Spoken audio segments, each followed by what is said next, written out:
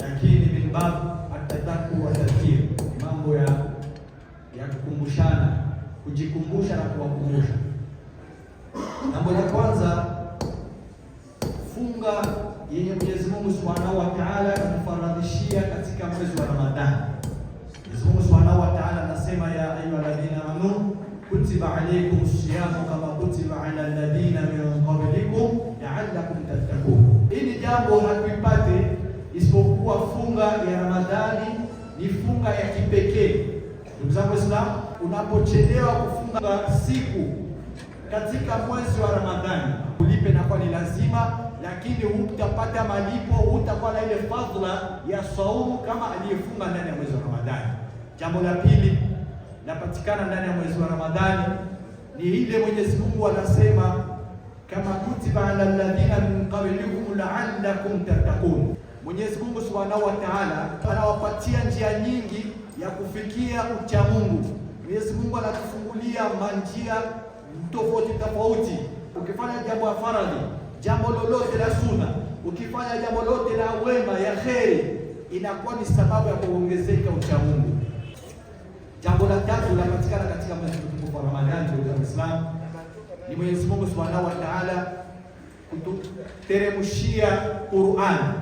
Inaitwa madrasatul Qur'an. Qur'ani iliteremka mwezi wa Ramadhani.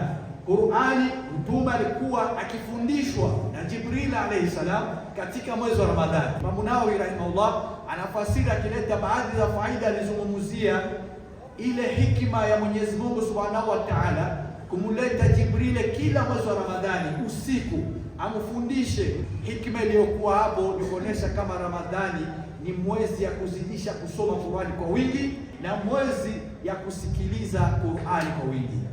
Hii ni jambo la tatu. Jambo la nne linapatikana katika tunapata ndani ya mwezi mtukufu wa Ramadhani ni mwezi ambao iliteremka ndani yake kunapatikana Lailatul Qadr.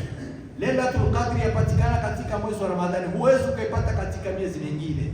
Na inatakikana Muislamu kuanzia mwanzo wa mwezi wa Ramadhani, mwanzo, sio kusubiri siku 10 za mwisho za Ramadhani, bali inatakikana kuanza mwanzo wa Ramadhani, kuanza na kufunga na bidii na kutafuta Lailatul Qadr kuanzia tarehe ya kwanza ya mwezi mtukufu wa Ramadhani.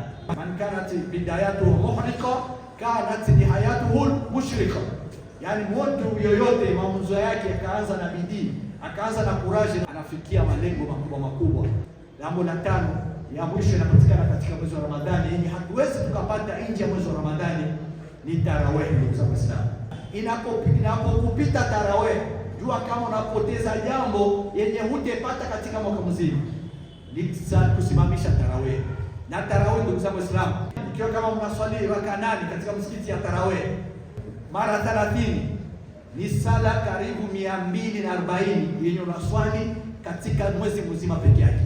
Na ikiwa kama unaswali raka 20 ni swala ama raka 600